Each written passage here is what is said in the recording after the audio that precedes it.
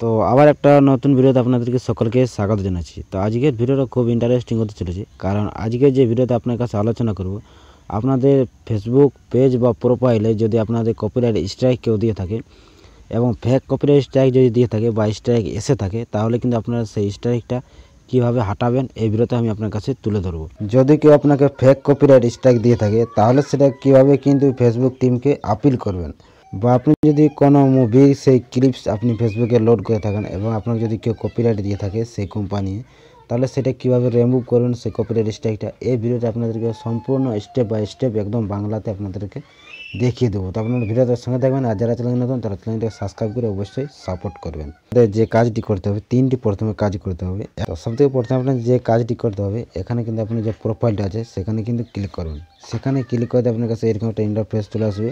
তারপরে থ্রিডটে ক্লিক করবেন। থ্রিডটে ক্লিক করার পর তারপর সেই প্রোফাইলে স্ট্যাটাসে ক্লিক করবেন। প্রোফাইলে স্ট্যাটাসে ক্লিক করার পর এখানে কিন্তু আপনি যে কপিরাইটটা এসেছে সেখানে কিন্তু আপনারা ক্লিক করবেন।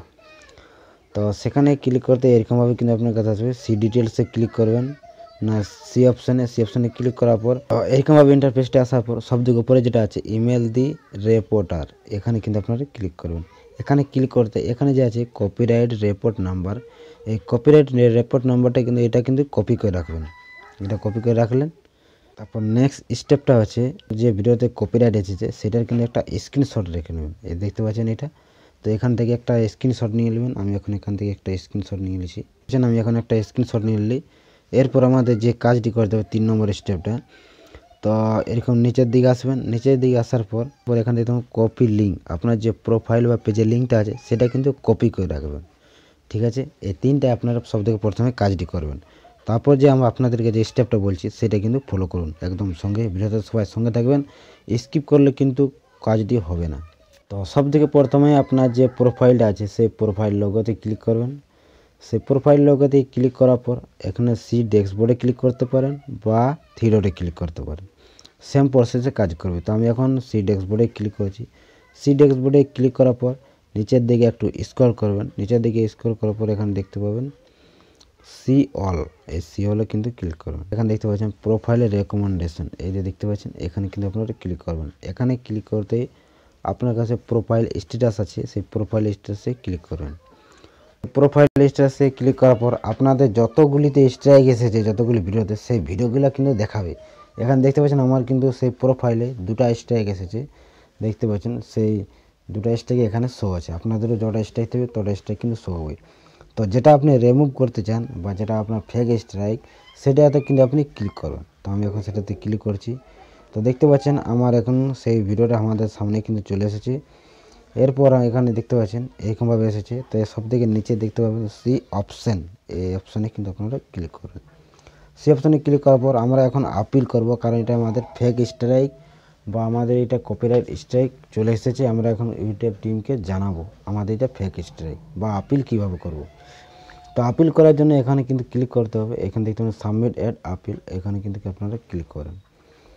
এখানে ক্লিক করার পর আপিল ফর্মটা এখানে কিন্তু আপনার কাছে শো হয়ে যাবে। তো দেখতে পাচ্ছেন কপিরাইট আপিল ফর্ম, এখানে কিন্তু এই যে এখানে বক্সটি আছে সেখানে কিন্তু আপনারা ক্লিক করবেন। তো এখানে ক্লিক করতে আমাদের কাছে আপিল ফর্মটা কিন্তু চলে এসেছে। তো এটা আমরা তাড়াতাড়ি ফিল আপ করে নিয়েছি। প্রথমে আছে ইউর নেম, এখানে কিন্তু আপনার যে পেজ বা প্রোফাইল আছে সেটার নামটা কিন্তু দিতে হবে। তো আমার প্রোফাইলে কিন্তু কপিরাইট এসেছে, কপিরাইট স্ট্রাইক, তো আমি প্রোফাইলের নামটা দিয়ে দিয়েছি। এরকমভাবে কিন্তু আপনারা তাড়াতাড়ি লিখে নেবেন। তারপর আছে ইমেল অ্যাড্রেস, আপনার যে প্রোফাইলের সঙ্গে বা পেজের সঙ্গে ইমেল অ্যাড্রেসটা অ্যাড আছে সেই ইমেল অ্যাড্রেসটা কিন্তু আপনারা দিয়ে দেবেন। একটা ইমেল অ্যাড্রেস কিন্তু লাগবেই। তারপর আছে এখানে বক্সে এখানে টিকমার্ক দিয়ে দিবেন। সেই বক্সের টিকমার্ক দেওয়ার পর নিচের দিকে একটা বড় একটা বক্স দেখতে পাবেন, সেখানে কিন্তু আপনার প্রোফাইল বা পেজের যে লিঙ্কটা আছে সেটা কিন্তু দিয়ে দেবেন। আমি কিন্তু প্রোফাইলের লিঙ্কটা দিয়ে দিয়েছি, দেখতে পাচ্ছেন আমার কিন্তু প্রোফাইল ছিল, প্রোফাইল মাই প্রোফাইল। আপনার যদি পেজ থাকে তো মাই পেজ লিঙ্ক লিখবে, তার লিঙ্কটা দিয়ে দেবে। আর নিচে যে বক্সটা আছে সেই বক্সে কিন্তু আমি যে লিখেছি সেই রিকোয়েস্ট মেসেজটা কিন্তু এখানে আপনারা লিখে দেবেন।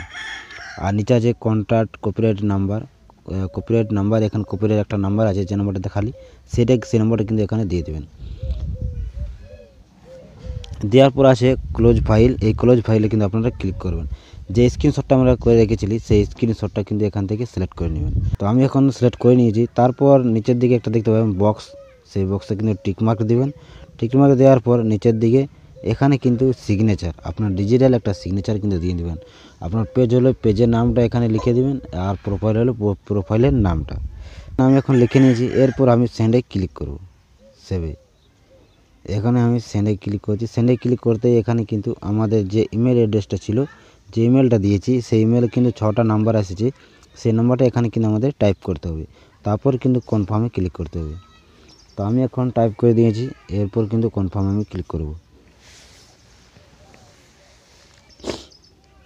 কনফার্মে ক্লিক করার পর এরকম আমাদের কাছে একটা ক্যাপচার কোড এসেছে, সেই ক্যাপচার কোডটা এখানে কিন্তু সাবমিট করতে হবে। তো আমি এখন ক্যাপচার কোডটা সাবমিট করছি।